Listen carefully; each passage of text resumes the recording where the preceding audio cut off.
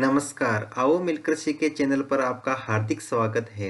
इस वीडियो में हम कक्षा 8 भौतिक विज्ञान की दैनिक पाठ योजना बनाना सीखेंगे, जो कि 2 वर्षीय बीएड व 4 वर्षीय बीएससी बीएड करने वाले छात्राध्यापक छात्राध्यापिका के लिए उपयोगी है। ये पाठ योजना राजस्थान बोर्ड द्वारा निर्धारित नवीन पाठ्यपुस्तक पर आधारित है। इस पाठ योजना में प्रकरण लिया है गति के प्रकार, जिसमें शिक्षण बिंदु है सरल रेखीय गति, वृत्ताकार व आवर्त गति, कंपन व घूर्णन गति। तो चलिए शुरू करते हैं। सबसे पहले लिखेंगे विद्यालय का नाम जहां आप इंटर्नशिप कर रहे हैं। कक्षा 8 विषय भौतिक विज्ञान, प्रकरण गति के प्रकार। यहाँ पर दिनांक, कालांश और समयावधि 30 मिनट। फिर एक टेबल बना करके एक तरफ लिखेंगे शिक्षण उद्देश्य, दूसरी तरफ अपेक्षित व्यवहारगत परिवर्तन। शिक्षण उद्देश्य में पहला लिखेंगे ज्ञानात्मक। इसमें लिखना है छात्र गति के प्रकार का प्रत्यास्मरण कर सकेंगे, छात्र गति के प्रकार का प्रत्याभिज्ञान कर सकेंगे। अवबोध, छात्र गति के प्रकार की व्याख्या कर सकेंगे, छात्र गति के प्रकार को समझ सकेंगे। फिर है ज्ञानोपयोग, जिसमें लिखेंगे छात्र गति के प्रकार से संबंधित ज्ञान का प्रयोग उच्च अध्ययन में कर सकेंगे, छात्र गति के प्रकार से प्राप्त ज्ञान का दैनिक जीवन की नवीन परिस्थितियों में उपयोग कर सकेंगे। चौथा पॉइंट है कौशल, जिसमें लिखेंगे छात्र गति के प्रकार की जानकारी प्राप्त कर सकेंगे, छात्र गति के प्रकार को चित्र द्वारा प्रदर्शित कर सकेंगे। अभिरुचि, छात्र गति के प्रकार के विषय में जानने में रुचि ले सकेंगे, छात्र गति के प्रकार के विषय में विचार विमर्श करने में रुचि ले सकेंगे। 6 पॉइंट है अभिवृत्ति, छात्र गति के प्रकार के विषय में सकारात्मक दृष्टिकोण उत्पन्न कर सकेंगे। फिर है शिक्षण सहायक सामग्री, लपेट, फलक, चौक, डस्टर, संकेतक एवं समस्त कक्षा उपयोगी शिक्षण सहायक सामग्री। पूर्व विज्ञान में लिखेंगे छात्र गति के प्रकार की सामान्य जानकारी रखते हैं। फिर है प्रस्तावना प्रश्न, जिसमें एक तरफ लिखेंगे छात्राध्यापक क्रियाएं, दूसरी तरफ छात्र क्रियाएं। यहाँ छात्राध्यापक क्रियाएं की जगह अगर आप छात्राध्यापिका हैं तो छात्राध्यापिका क्रियाएं लिखेंगे। फर्स्ट क्वेश्चन लिखेंगे पक्षी कहाँ उड़ते हैं? आकाश में। आकाश में पक्षी किसकी सहायता से उड़ते हैं? पंखों की सहायता से। पंखों की सहायता से पक्षी उड़कर क्या करते हैं? स्थान परिवर्तन। स्थान परिवर्तन को क्या कहते हैं? गति। गति कितने प्रकार की होती है? संभावित। उद्देश्य कथन, विद्यार्थियों आज हम गति के प्रकार का विस्तार पूर्वक अध्ययन करेंगे।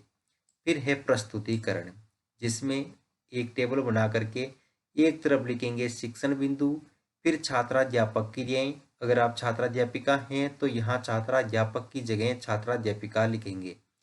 छात्र क्रियाएं या फिर विद्यार्थी क्रियाएं, विधि प्रविधि और यहाँ पर श्याम प्रसार।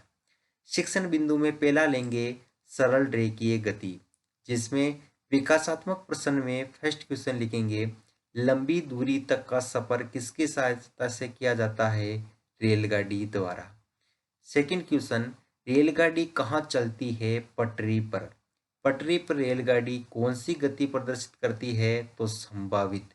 यहाँ पर विधि प्रविधि में लिखेंगे प्रश्नोत्तर प्रविधि।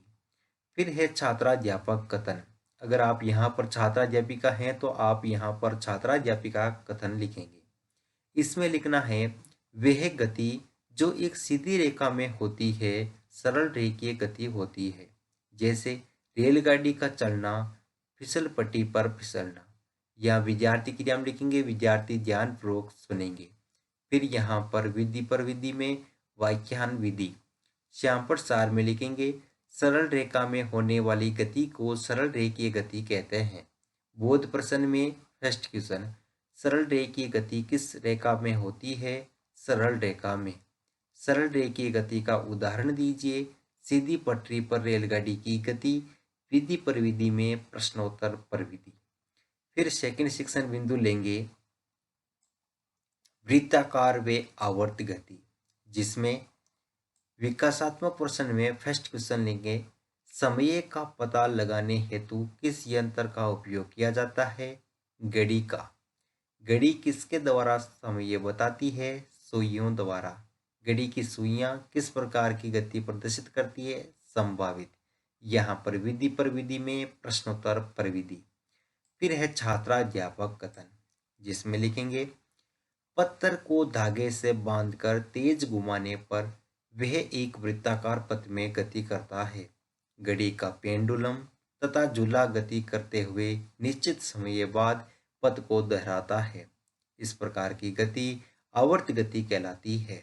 यहाँ विद्यार्थी के लिए हम लिखेंगे, विद्यार्थी ध्यानपूर्वक सुनेंगे। यहाँ विधि में वाक्यान विधि श्यामपट सार में लिखेंगे, जब कोई वस्तु एक निश्चित वृत्ताकार पथ में घूमती है तो गति वृत्ताकार गति कहलाती है। ऐसी गति जो निश्चित समय बाद दोहराई जाती है आवर्त गति कहलाती है। और यहाँ पर इससे संबंधित चित्र भी चिपकाएंगे। तो ये दोस्तों ये तो है आवर्त गति से संबंधित, और ये है यहाँ पर आवर्त गति से संबंधित, ये है वृत्ताकार गति से संबंधित। तो दोस्तों यहाँ पर बोध प्रश्न में क्या लिखेंगे? फर्स्ट क्वेश्चन, वृत्ताकार पथ में होने वाली गति क्या कहलाती है? तो लिखेंगे वृत्ताकार गति। निश्चित समय बाद दोहराई गई गति कौन सी गति दोहराई जाती है? तो लिखेंगे आवर्त गति। विधि प्रविधि में प्रश्नोत्तर पर विधि। फिर तीसरा शिक्षण बिंदु है कंपन व घूर्णन गति। विकासात्मक प्रश्न में फर्स्ट क्वेश्चन, पृथ्वी किसके चारों ओर चक्कर लगाती है? सूर्य के। सूर्य के चारों ओर पृथ्वी कैसे चक्कर लगाती है? अपनी कक्षा में।